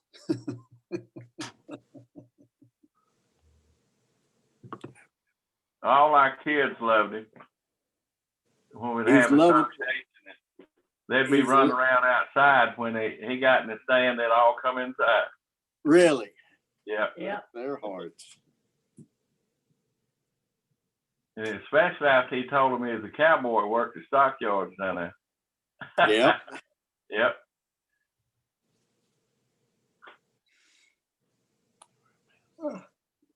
That's something. I miss those brethren that have gone Oh, I do on. I too. do. I do too. Yeah. I miss them, but I wouldn't want them back for the world. I know that. At least I hope they're in a better place than we are. Right. Yeah. Good brethren are hard to find. They are. They are indeed. My baby daughter took to Walter Wilson, and she'd go up in the stand with him. She just reached them arms up, and he'd just carry around while he's up there talking. Oh, goodness gracious. Loved him to death. Yeah. He was We don't know in why we Bakersfield.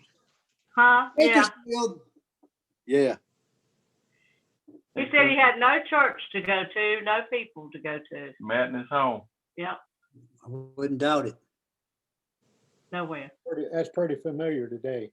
Yes, sir, it is. It sure is. I mean, Paul said in the end, right, there's going to be perilous times. All these things would happen. You know, people are proud, truce breakers, you know, disrespectful to everybody. It's, you know, and I see a lot of it online, and I try to be gracious to my brethren and those I believe are my brethren, but now it's like going back to the Wild Wild West, you know? They're just shooting to kill, and they don't want to talk about anything. It just, everyone's a heretic, like an old family member, right? Once removed, twice brought back in, then they take them out again. You're in, you're out. All these guys, I keep telling them, look, you're condemning somebody who's condemned you. Who's zooming who? You know, who's right? Let God be true and all men be liars. Pray for the brethren. Pray for the body of Christ. And don't think you're right, you know, because of a tradition of man. Always look to what the scripture says and pray that God helps us to rightly interpret it and go from there. It's like this group of brothers and sisters on this group. If we say we look at something differently, we say, hey, respectfully, brother, I see it this way. We don't say, oh, you're an idiot. You're unlearned. You're unlettered. You're a heretic. You know, you're a derelict. Who do you think you're a devil? You know, you crept in unawares into the assembly. And they say you're a reprobate. And then they also say, Elder Lackey, you're a non-regenerate. Absolutely. They said they believe me, they say everything and anything under the sun. And oh yeah. Well, now you can go back to them, tell them they don't even know how to use that word correctly, brother. There you go. I just learned what regenerate means, you know, and you ain't even born again, you know, you're a reprobate. And I'm like, wow, you can. I remember hearing a Sovereign Grace brother, Don Fortner, you know him, Michael. He said, I remember one time I was at a conference and he said, I met this pastor there and his wife asked me to come up to him and she said, let me tell you something. He says, what's that? She said, I can just look at somebody and tell if they're saved. I'm going, oh my God. Oh, me.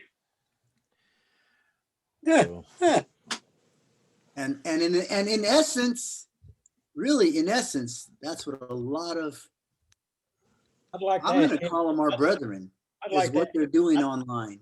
You I'd know? like to ask him for a loan. Would you Yeah, say- exactly. Yeah. Yeah. Well, I think what I said this morning about being kicked off that one group came true because I can't find any replies to what I said. I can't find that group anymore. Right. Right. I was telling a brother tonight that Michael and Jerry and I know. I won't mention his name to protect him, but I said, and it reminded me of something you said, Elder Lackey, about this old Baptist preacher that every church he went to, they dissolved. And I told him, I thought about that. It just came to me that all the controversies that he's seen and been a part of, all the churches have dissolved. And I thought, wow, do you know that's, who's divisive? Am I divisive when all of these places you're going to are breaking up, or not just a single assembly, but these are associations, and so they're splintering off. And yeah, it's going to happen anyways, eventually. There's a time to tear down and a time to build Yes, up. sir. And it seems to be wherever he goes, it's a wrecking ball, and the sad part was that I got carried away and joined in on it, and I asked the Lord to forgive me. I asked the people to forgive me. And that's one of the reasons I tell people, hey man, we're supposed to be gracious to people. Even aren't we supposed to bless our enemies? Bless those who persecute us? These guys are trying to kill us, and that's not right. That's a reproach to the name of Christ, I don't understand why they get so angry, Gabriel. Yeah. So angry. And they actually, divide it to the point to where we're heretics before them. Oh yeah. And unregenerate. Yeah. Over the Godhead. Yeah. I don't know how they can see themselves as being the judge in God's place. Right. Well, they got about almost 18 centuries of doing it, so they're just carrying on that tradition, Yeah. And the Lord save us from wise folks. Yeah. Well, Today, I was in a diner that I usually go to with my aide. Yeah, there's a very friendly woman that we became friends with, and she said that she was conservative. She was a conservative Baptist. I said, "Oh, that's nice. I'm old school Baptist." "Oh, that was wonderful." She invited me to her church. Right. Now, my aide has heard me talk about different churches. The poor kid got scared at the thought of me going to the meeting house. I'm going to show you what the meeting house looks like. Right. Because he knew I'd be turned off, and I don't know how to tell her no. It's an odd thing. She's very sweet, and I like eating at that restaurant, so I'm more afraid of making an enemy of her, and I won't be able to go there anymore. Yes, I'm thinking with my belly. Yeah. Oh yeah. Oh. And I really didn't want to offend her. But they're going to talk about free will and all the mess that. No, I'm just not blatantly interested. Right. If God gave us a free will, I would tell him no, thank you. Right. Don't want one, don't need one, because I sin enough as it is. with the stupid will that I have, Right. that, Well, what did they say that and I think it's Peter, was it Peter or Stephen, when he said by the determinate will and counsel of God, when they crucified the Lord of glory, right? Peter in Acts chapter 2:23. Right. Yep. There you go. I knew somebody knew it.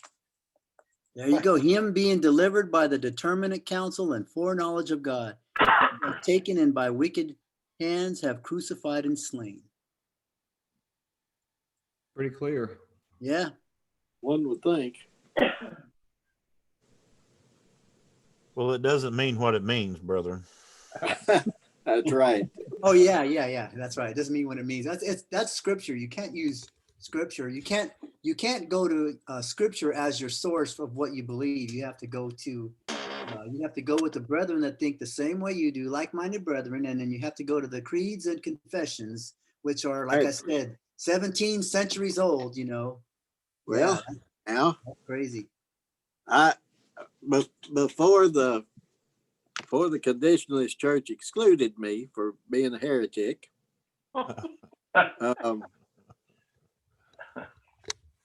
pastor. Mercy of God, Brother Robert. Yes, I agree. I agree now. Had a long talk with me. Yes. He set you straight, right? Oh yes, he was gonna straighten me out, Right. and In love. absolutely in love. And I quoted a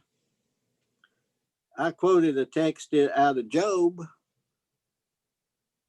for him, and he said to me, "Well, you can't use Job to prove that." I said, "What do you mean?" He said, "Well, Job's a type of Christ, therefore it don't apply to everybody else." oh my. And I thought to myself, well, that's what you think. Did yourself You a know, favor. but yeah, they got those among them that actually will say, well, no, you can't use that text out of the Bible to prove what you're saying. That you should tell them 2 Timothy 3:16 and all scripture is God breathed. I told a brother the other day, well, who breathed it? Did the Father breathe it, the Son breathe it, or the Holy Ghost breathe it, or did the Godhead breathe it? Spirit And of Jesus is the they go to spirit of Genesis, it's prophecy. beginning God. Oh man. Okay. No other name under heaven. That's right. By which a That's man right. might be saved. That's what Acts 4:12, I think that is. Man. Yes, sir. Love it. Yeah, last I remember, Jesus was the Word. Yeah. And the word, right. they say the word was with God. Well, wait a minute. They also say the word was Word God. was God. How can he be with him? There's two people right there, they say, They miss it. What about the third person? How come the third person ain't there? If they're in unity, right? You can't dissolve that. I get a kick out of it. I tell them, hey, the minute you say they're separate, you separated them. Separate means That's separate. right. Yeah, separate means separate. This would be for another night. Long Yes, study. sir. Yes, sir. Let me ask you to look at this sometime. In the Garden of Gethsemane, when he went 3 times and prayed, Father, not my will, but thine be done. Right. How do we explain that to these folks? Right. I'm asking for the question to be answered at another date, but Okay. that's all We can do that. I can Now answer. y'all got your I'm homework. chomping at the bit now. Y'all got your homework. Yes, sir. Yes, Brother sir. Wayne give you your homework this time. You got it. Let me write that down since I got fired from being a secretary. That's right. You better keep better thing going on. Maybe I'll I rehire lost you. my job, man. I'm hurt. I'll rehire you if you do good. I know it's because I never found that Watchman Nee quote. That was from last year. Oh Yeah, man, it was, brother, wasn't it? I spent a week trying to find it. I was looking through so much stuff that I found online about those guys. It's crazy. Well, brother, I'm gonna ask you, Brother Jerry. Yeah. Where are you from, brother? Originally born and raised in Southern California, but I'm in San Jose, California right now. Okay, another Californian. Yes, Well- sir. California boy. You know, that's all right. it's not by choice. I don't like it here. I don't like the big city. I don't like all the concrete. I don't like all the people. I hope to retire in about a year and buy a little bit of land. I don't know. I've been thinking of Tennessee, Texas. It's a little cold in Arkansas. I don't know yet. Arkansas is all right. That's not bad. Arkansas, Oklahoma. My cousin just bought some land. Okay. She was born and raised outside of Oklahoma City, but she's lived in the Dallas area most of her adult life, and she and her husband just bought a place up in the country in Cherokee County, Oklahoma, near Tahlequah. I'm going there tomorrow. You're going to Tahlequah? I'm Yeah. sorry. Me too.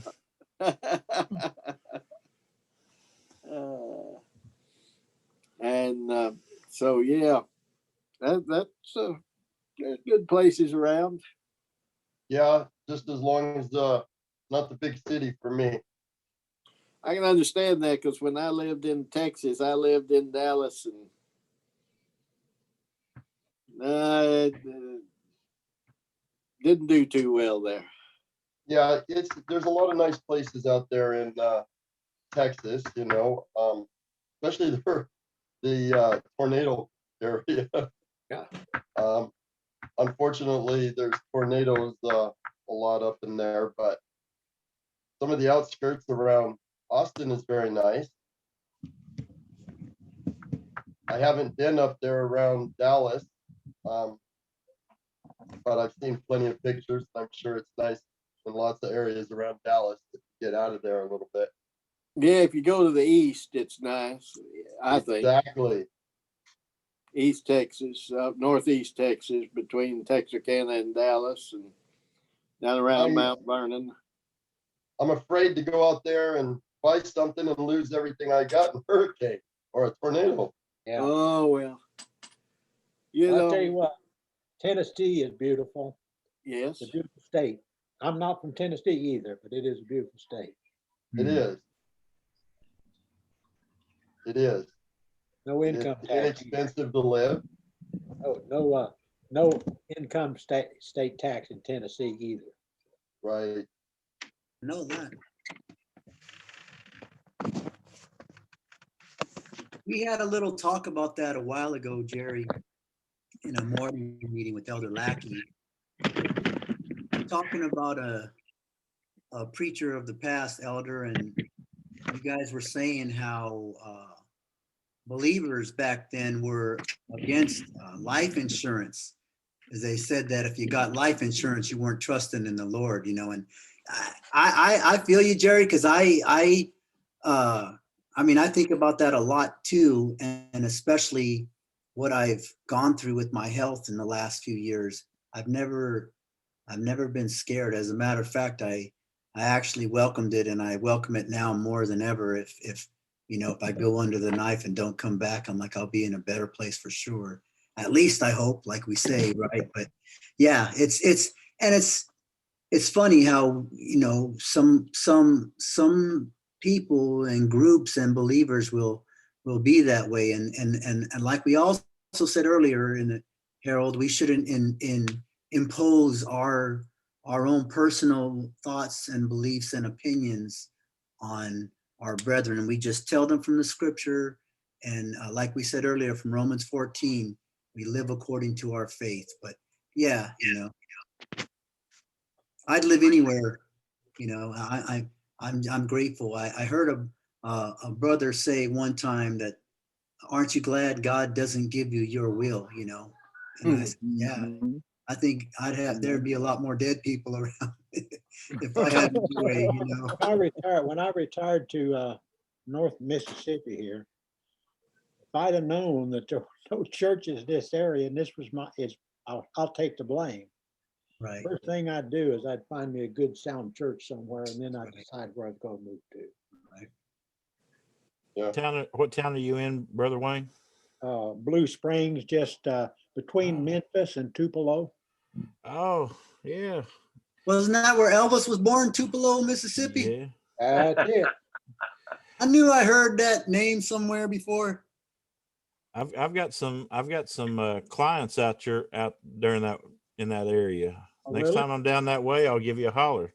I do that. Yeah, you're welcome anytime, brother. I'm retired, and my activity consists of moving from one chair to the other.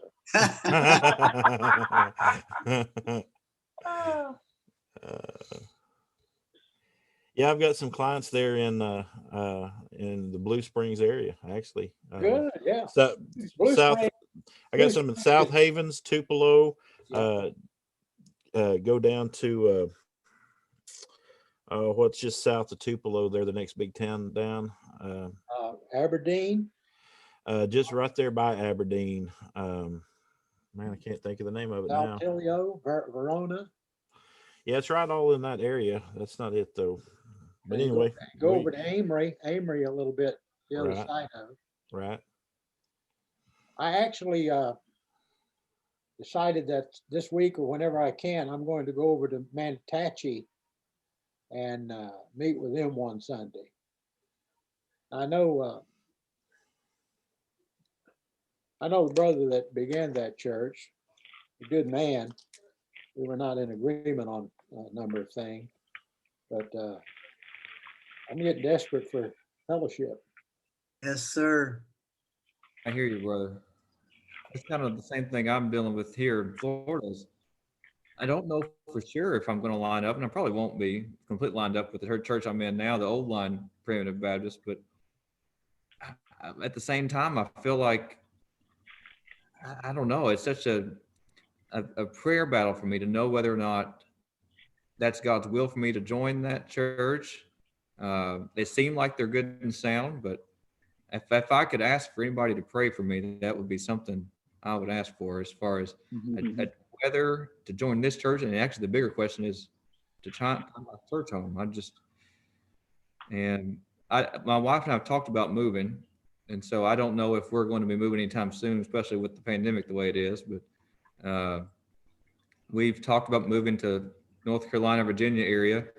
My wife, because she loves the mountains, and I do too, but me, because I know there's a lot of churches in that area too. North Carolina is beautiful. It sure is. I lived there for 5 years. Oh, okay. School there around the Raleigh area. Gotcha. If I would give any advice, and I probably shouldn't, I would take some time looking things over before I joined any church. First impressions are not always correct. Sometimes they're exactly correct, but sometimes they're not. Sometimes I've been sucked in by the fact they've been so nice, you know. Yeah. Brother Devin, this Sir. has been my experience. When I knew I came to the right church, I knew this was perfect. Yeah. I believe that Yeah. the Lord will teach you and will tell you Yeah. what churches should be in. You know, something will turn you Lines of off about them. You're not sure. I was very sure with Welsh Tract, very sure. And I was really, before that, Roman Catholic. And it's such it was such a difference. And I Oh, yeah. probably didn't understand fully as I do now, but the Lord put me exactly where I needed to be. Amen. And I believe that the Lord will put you exactly where you're going to want to be there. Yeah. You know, there's not going to be any doubt. You're not going to think, well, should I, shouldn't I? No, you're going to know. You know, I almost look at it like when Moses stood by the Red Sea and they're all screaming at him, the Pharaoh's behind us, he's going to get us. The ocean opened up. Now, if that's not a sign, I'm sorry, if that's not a sign of where God wants you to go, I don't know of any. Yeah. He gave them one choice, and it wasn't even a choice. Opened up the ocean, that's where you're going. Now go. But that's how I have been. When I saw the different old school Baptist churches, I went to Snow Hill first, and I loved it there. But for some reason, I had to be at Welsh Tract, and it was a sister church, but that's where I believe the Lord wanted me to be, and that's. Amen. You'll Thank feel a kinship to the elder, like I did with Elder Poole and Elder Lackey. I felt like I knew them forever. They'd always tease me about living in New York, but lot did come out of Sodom and Gomorrah. Right. Yeah, and and another thing, he was called a righteous man. Yeah. Well, I don't know if One I'm of the right, few. but Yeah. Well, we know that, brother, but we're righteous in Christ.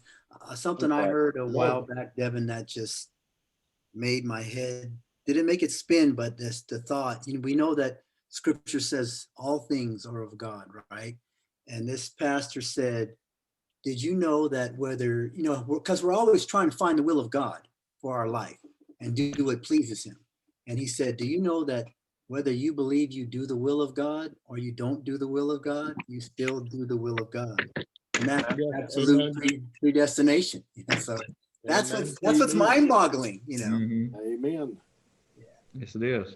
Let's be encouraged. Well, I'm sure we'll all be praying for you, brother. And thank you. Absolutely. Yeah. It'll all come to you when God's will be done. And just remember, Amen. when you go to some of those churches and it sounds so good, sometimes it's not what they say, it's what they don't say. Right. Oh, yeah. Thank you. A lot of truth there. Yeah. Brother, good night. I've enjoyed it all. May God bless you, Brother Devin. have a good night, Elder Napier. Right. Good night, Elder. Brother Napier. Good night, Brother John.